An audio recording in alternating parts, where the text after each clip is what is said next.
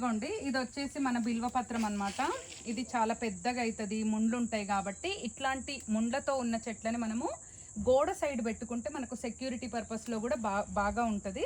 అందుకే నేను ఇది గోడకు పెట్టిన. ఎంత బ్యూటిఫుల్గా వచ్చింది చూడండి, చెట్టు నిండా ఆకు.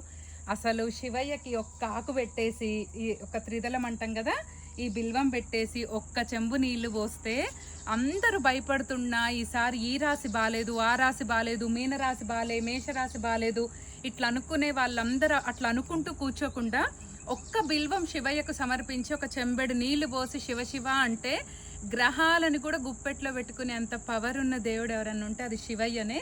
సో ఈ జాతకాలకు వీటికి భయపడకుండా ఆధ్యాత్మిక మార్గంలో నడవండి. ఏదొచ్చినా కూడా శివయ్య చూసుకుంటాడు. సో శివయ్య కోసం అయితే మళ్ళీ మన బిల్వాలు దింపుతున్నా. రోజుకొకటి చొప్పున ఒక 10, ఒక 3 అటు ఇటుగా దింపుతా అంతే. ఎందుకంటే ఎప్పటికప్పుడు ఫ్రెష్గా వస్తూనే ఉంటాయి కాబట్టి ఎక్కువ దింపను. ఇది వచ్చేసి మన బిల్వ చెట్టు స్టోరీ అనమాట. మన దగ్గర ఏక బిల్వం కూడా ఉంది.